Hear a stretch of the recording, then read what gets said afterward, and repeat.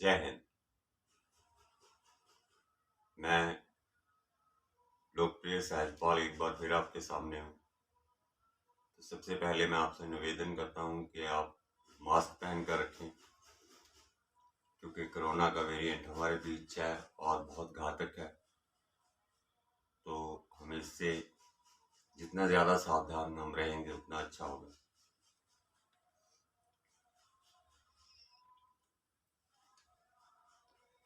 आज मैं आपसे बात करने आया हूँ, तो आपको ये पता होगा कि मेरी जितनी भी मैं आपसे बात करता हूँ उसका उद्देश्य सिर्फ ये होता है कि एक सामान्य नागरिक जो इस देश का है उसकी जो विचारधारा है, जो उसकी सोच है, वो बहुत ज़्यादा निजी है, सामने नहीं आती हमारे। खासतौर पर हमारे देश में जो इंटेलेक्चुअल लोग हैं, समझदार बुद्धिमान वर्ग है, वो हमेशा शांत ही रहता है। ना तो वो पॉलिटिक्स में पार्टिसिपेट करता है, ना वो प्रेस कॉन्फ्रेंसेस करता है, सिर्फ देखता रहता है। तो वो एक अच्छा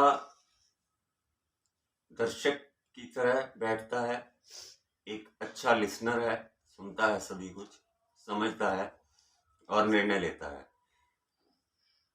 लेकिन आज हमारे सामने जब हम देखते हैं कि हमें एक श्रेष्ठ नेतृत्व जो मिला हुआ है हमारे प्रधानमंत्री के रूप में, और उत्तर प्रदेश में जो हमने परिवर्तन देखे हैं पिछले समय में, वो हम सभी जानते हैं। लेकिन फिर भी उन सभी चीजों को नकारात्मक तरीके से सामने रखा जाता है। तो मेरा आपसे कहने का तात्पर्य ये है कि जो गलतियां हमने इतिहास में की हैं वो दोबारा हम दोहरा न दें, क्योंकि एक पत्थर से दो बार ठोकर खाना बहुत बड़ी गलती होती है। दंगों के लिए, जातिवाद के लिए वर्गों में बांटा हुआ है, अपराध शिखर पर था, और सबसे बड़ी बात कि जो एंटी सोशल एलिमेंट्स थे, जो समाज के विरुद्ध लोग थे, वो शासन का हिस्सा थे, वो शासन में बैठे थे और लोगों का शोषण करते थे।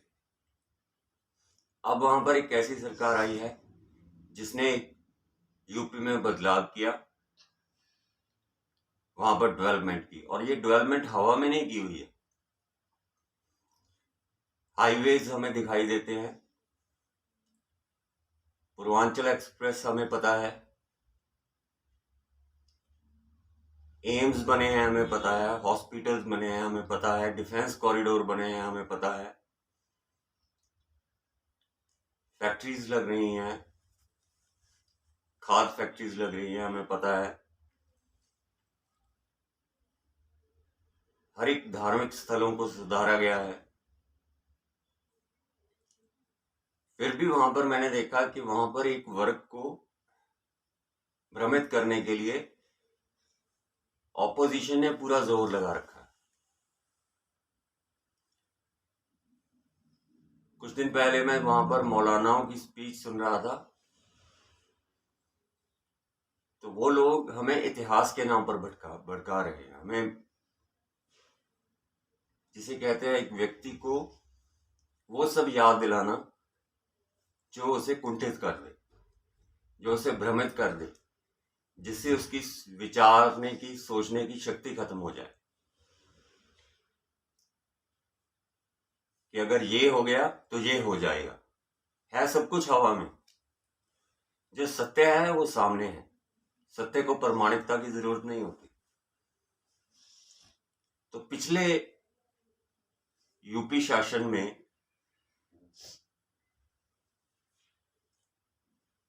2017 के बाद अब तक वहां पर क्या ऐसा गलत हुआ है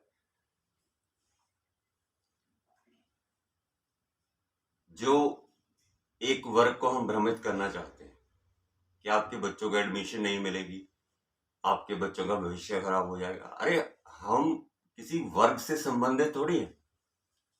हम भारतीय हैं, चाहे वो हिंदू हो, चाहे मुस्लिम हो, चाहे सिख हो, चाहे ईसाई हो, चाहे बौद्ध हो। योग्यता के आधार पर हमें यहाँ मौके मिले, लेकिन सिस्टम को बदलना कोई ऐसा नहीं है कि आज हमने पानी दिया और कल फल आ गए। सिस्टम कोई ऐसा पेड़ नहीं है, तो इसको बदलने में वक्त लगता है। तो इस देश का इंफ्रास्ट्रक्चर बदला जा रहा है, जिसको कि पहले बिल्कुल नहीं देखा गया। आप भी जानते हैं, मैं भी जानता हूं कि यहाँ पर हॉस्पिटल्स कैसे थे, यहाँ पर सड़कें कैसी थी, यहाँ पर हमारे सरकारी इमारतें जो थी वो कैसी थी। आदमी को जाने से डर लगता था वहां। हम किसी भी देश में जब उतरते हैं, सबसे पहले हमारा ध्यान इंफ्रास्ट्रक्चर की ओर जाता है, इमारतों की ओर जाता है। इमारतें और इंफ्रास्ट्रक्चर ही है जो किसी देश की तस्वीर सामने रखता है। तो आज उस पर सबसे ज्यादा काम हो रहा है। पहले इस पे क्या हुआ है 60 सालों में, वो हमें भी पता है। ना कुछ निर्माण हुआ, ना कुछ बना, ना कुछ संभाला गया। तो ये बदलाव जो है, हमें इसकी प्रशंसा करनी चाहिए। दूसरा, जो सबसे महत्वपूर्ण बात है कि आज हम एक राष्ट्र के रूप में सुरक्षित हैं, हमारे बॉर्डर्स सेफ हैं और उन पर लगातार काम हो रहा है।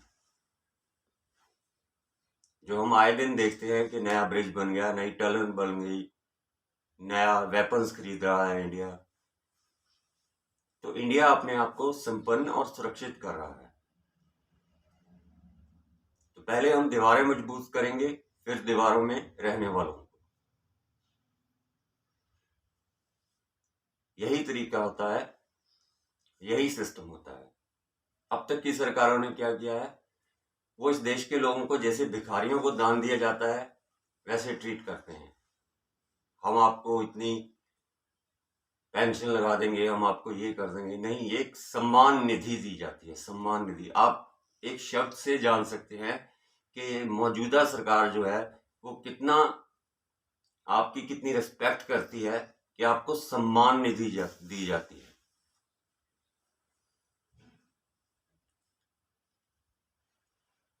तो सहायता भी सम्मानित रूप में दी जाती है। हमारे पंजाब में अभी कहा जा रहा है कि हम सभी, एक पार्टी कह रही है कि हम सभी औरतों को 1000-1000 रुपया महीना दे देंगे। क्यों? यहाँ की औरतें भिखारी हैं। आप ये कहो ना कि आप हमें एक सुरक्षित और एक सुलझा हुआ एनवायरनमेंट देंगे, कैसा वातावरण देंगे जिसमें हम तरक्की कर सकें। ये जो राष्ट्र पर इल्जाम लगता है कि सरकारों ने ये बेच दिए, कभी मुझे हैरानी होती है कि ये जो नेता स्टेज पे चढ़ के अभी यूपी में बोल रहे हैं मौजूदा सरकार के खिलाफ कि ये एयरपोर्ट बेच रही है, रेलवे स्टेशन बेच रही है, तो मतलब जो आप चीज को, हमने भी अगर कहीं जाना हो, अगर हमारे सामने दो विकल्प हो कि एक प्राइवेट बस खड़ी है, एक सरकारी बस खड़ी है, तो हम कहते हैं प्राइवेट बस में चलते हैं, इसमें सहूलतें ज्यादा है, ये जल्दी और अच्छे तरीके से पहुंचा देगी। तो अगर देश के काम प्राइवेट सेक्टर को करने के लिए दिए जा रहे हैं तो उससे उसका म्यार बढ़ेगा और देश को इससे फायदा होगा। इसमें नुकसान कहाँ है? अगर हम ये कह दें कि पंजाब के लोगों ने तो अपने सभी बच्चे जो हैं वो कनाडा को बेच दिए, ऑस्ट्रेलिया को बेच दिए,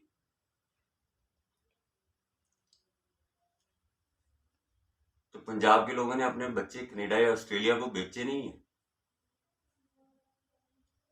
नजरिए का फर्क है। वो वहां पर तरक्की करने गए हैं, पढ़ने गए हैं, अपनी जिंदगी बनाने गए हैं, क्योंकि उन्हें यहाँ पर वातावरण नहीं मिला। पंजाब एक प्रॉस्पर स्टेट है, उसके बावजूद ये स्थिति है कि यहाँ का नौजवान बाहर जा रहा है, बेहतर विकल्प ढूंढने जा रहा है।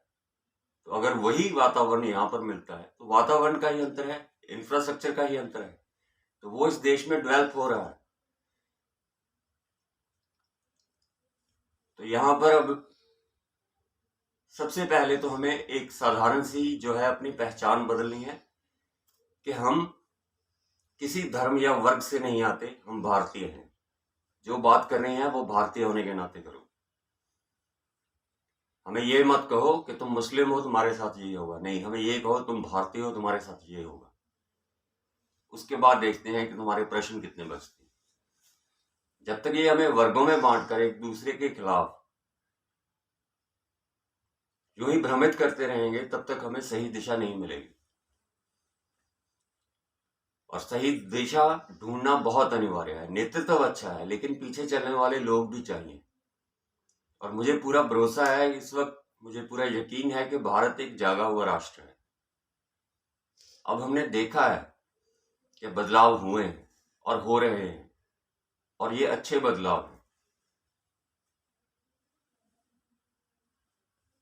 तो इस राष्ट्र को आगे ले जाने के लिए, चाहे वो यूपी चुनाव हो, हमें भी ये पता है कि इस देश में परिवारवाद चला आ रहा है, उसे कोई झुठला नहीं सकता। और केंद्र में देख लो, पहले नाना, फिर बेटी, फिर उसका बेटा, फिर उसका बेटा। तो ये क्या कोई राजवंश चला आ रहा है जहां पर आप एक के बाद एक को बिठाते जाओगे? तेंदुलकर का बेटा तेंदुलकर नहीं बनता, और मिल्खा सिंह का बेटा मिल्खा सिंह नहीं बनता। तो अगर कोई अच्छा राजनीतिज्ञ ये रहा भी है भारत के इतिहास में, तो इसका मतलब ये नहीं कि उसके आने वाले वर्ष भी उतने ही योग्य होंगे। तो परिवर्तन हमें चाहिए, और परिवर्तन हमें मिला हुआ है, और ये एक बेहतर है। तो परिवारवाद ये नहीं है कि ये केंद्र तक ही सीमित है। आप कहीं भी देख लो, एक परिवार ही राज कर रहा है, चाहे वो महाराष्ट्र हो, चाहे पंजाब हो, चाहे यूपी हो। वहां पर परिवारों ने ही राज किया है। और वो परिवार कितने संपन्न है ये आप भी जानते हैं और मैं भी जानता हूं कि आम आदमी कहां पर खड़ा है और वो परिवार कहां पर खड़े हैं। हरियाणा देख लो। हमें हर स्टेट में एक परिवार जो राजनीति से जुड़ा हुआ है, वो इतना संपन्न क्यों हो गया? ऐसा उसने क्या कर लिया कि उसके पास इतना पैसा, इतना धन आ गया? तो ये तो हमें दिखाई देता है। और ये जो यूपी के हरी टोपी वाले नेता भ्रमित कर रहे हैं किसानों को, ये किसानों को अब भ्रमित करना आसान नहीं होगा, क्योंकि दिखाई दे रहा है लोगों कि जो सबसे बड़ी बात थी, सबसे बड़ा मुद्दा था, वो हट गया है। 3 कानून वापस हो गए हैं। और एमएसपी कोई ऐसा विषय नहीं है कि जिसे बैठकर एक हफ्ते में हल किया जा सके या 1 महीने में हल किया जा सके। क्योंकि साधारण सी बात है कि जिस एमएसपी की डिमांड हो रही है, उसके लिए सरकार को 30 लाख करोड़ रुपए चाहिए। 30 लाख करोड़। और भारत का बजट 17 लाख करोड़ है, सारे भारत का बजट। तो बजट से दुगना एमएसपी देकर सरकार इसके आगे देश को चलाएगी कैसे, और देश चलेगा कैसे? देश डूब जाएगा। तो एमएसपी पर गारंटी देना कोई साधारण काम नहीं है।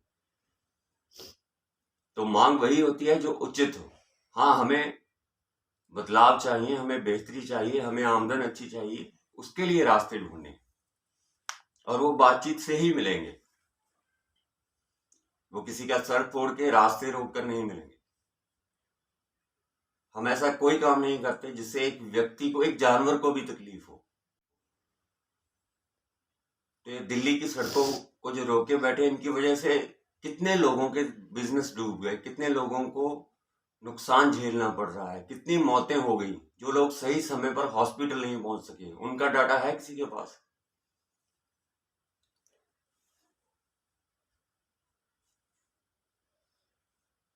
अगर एक घर जलाकर हम दूसरा घर बनाने की सोच रहे हैं, तो ये संभव नहीं होगा।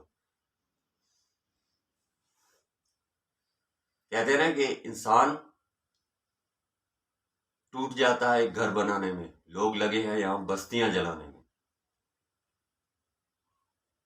तो राष्ट्र का निर्माण हो रहा है, इसको होने दीजिए, इसके रास्ते में रोड़े मत अटकाइए। क्योंकि भविष्य जो बाकी पार्टियों का है, वो इस वक्त अंधकार में है। ये आप आज समझ लें तो भी अच्छा है, क्योंकि भारत के नागरिक ये बात समझते हैं। अगर आपको सही में राजनीति करनी है तो ये बताइए ना कि हमने ये किया। ये क्यों बता रहे हैं कि इस सरकार ने ये नहीं किया? जो आपने किया वो बताओ कि हमने 60 साल राज किया, हमने एमएसपी लागू कर दी, हमने 60 साल राज किया, हमने यहाँ पर सड़कें बना दी, हमने यहाँ पर यूपी में राज किया तो यहाँ पर हमने क्राइम खत्म कर दिया। इस पर बोलो ना।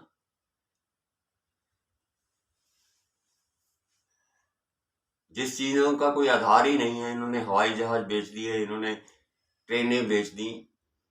ये आधारहीन बातें जो हैं ये लोगों को समझ में आती हैं। और ये गलियों में जितने भी मौलाना चीख लें तुम अल्लाह को भगवान से कभी जुदा नहीं कर पाओगे, क्योंकि वो एक ही है और हम लोग ये जानते हैं, क्योंकि हमारे गुरुओं ने हमें ये रास्ता दिखाया हुआ है। या वो अल्लाह नूर पाया कुदरत के सब बंदे, हम उसको मदर नेचर कहते हैं। ये उसी का बनाया हुआ व्यक्ति है, इंसान है।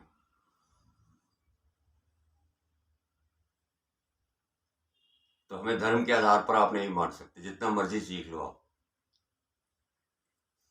सीए पर बोलते हैं, कोई भी पढ़ा लिखा व्यक्ति ये पढ़ के जान लेगा कि ये कानून हिंदुस्तान के मुस्लिमों के विरुद्ध नहीं है, लेकिन फिर भी भड़काया जा रहा है।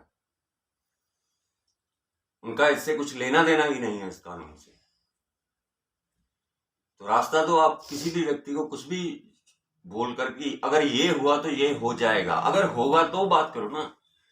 इस देश में आंदोलन के रास्ते तो हमेशा खुले रहेंगे, कोई नहीं रोक सकता। अगर आपको लगेगा कि हमारे साथ कुछ गलत हो गया है तो हम उसके विरुद्ध आवाज उठाएंगे। तो उनसे कहो कि हो जाने दो, कोई बात नहीं, फिर हम देखेंगे। ये सरकार गलत कर देगी ये सोचकर हम निर्णय नहीं लेंगे, अगर करेगी तो देखेंगे।